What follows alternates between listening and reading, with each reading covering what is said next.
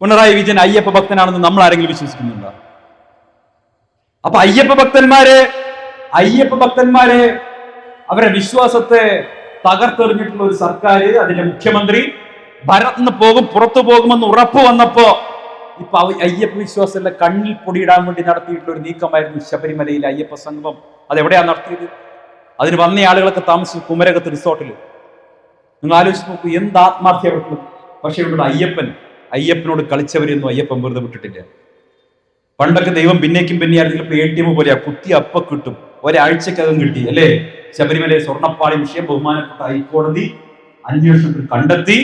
ഇപ്പൊ അന്വേഷണം നടന്നപ്പോ ആദ്യഘട്ടത്തിൽ CPM-കാരുടെ ന്യായീകരണം എന്തായിരുന്നു? ദേശാഭിമാനിയിലും കരളിയും വന്നു, സ്വർണ്ണമൊന്നും പോയിട്ടില്ല, വാസ്തവത്തിൽ സ്വർണം വർദ്ധിക്കുകയാണ് ചെയ്തത്.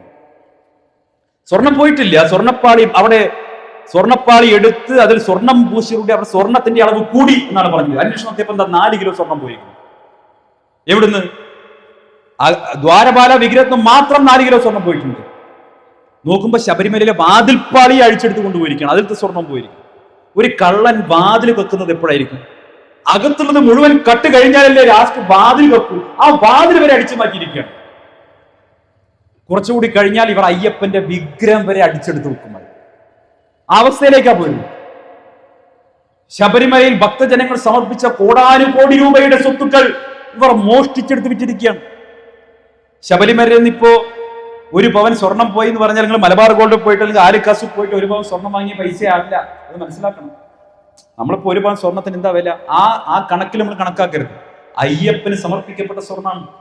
ആ 1 പവൻ സ്വർണത്തിന് 100 കിലോ സ്വർണത്തിന്റെ വില കൊടുക്കാൻ തയ്യാറുള്ള കോടീശ്വരന്മാരായിട്ടുള്ള ഭക്തർ ഈ രാജ്യത്തുണ്ടെന്ന് നിങ്ങൾ അറിയണം.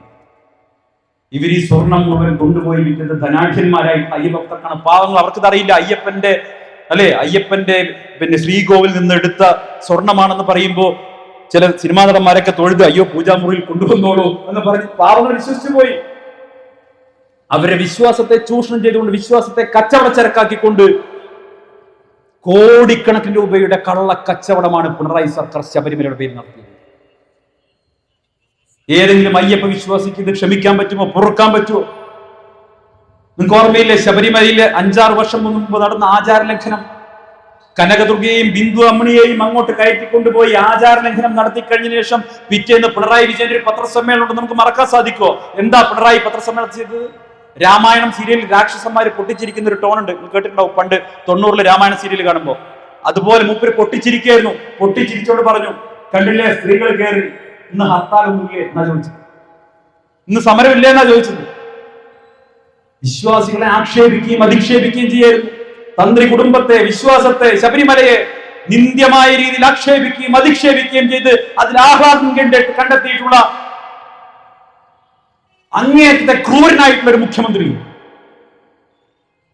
ആ മുഖ്യമന്ത്രിയും പരിവാരങ്ങളും ശബരിമലയിൽ സമർപ്പിച്ചിട്ടുള്ള സ്വർണ്ണമടക്കമുള്ള കാര്യങ്ങൾ അവിടുന്ന് മോഷ്ടിച്ചെടുത്ത് കൊണ്ടുപോകാൻ നിൽക്കുകയും. ഞാൻ ചോദിക്കട്ടെ, വാസുവും പ്രശാന്തും പത്മകുമാറും വിചാരിച്ചാൽ ശബരിമലയിൽ സ്വർണം പോകുമെന്ന് നിങ്ങൾ ആരെങ്കിലും കരുതുന്നു? ഇതിൽ എത്രയോ പേർ ശബരിമലയിൽ പോയ ആളുകളുണ്ടല്ലോ. ഇന്ന് സംസ്ഥാനത്തെ നിയമസഭയേക്കാൾ കൂടുതൽ സുരക്ഷയുള്ള സ്ഥലമാണ് ശബരിമല, അല്ലെ? നിയമസഭയ്ക്കകത്തുള്ളതിനേക്കാൾ സുരക്ഷ എവിടെയുണ്ട്? ശബരിമലയിലുണ്ട്. രാജ്യത്തെ ഏറ്റവും കൂടുതൽ ഭക്തർ വരുന്ന ഏറ്റവും വലിയ തീർത്ഥാടന കേന്ദ്രം.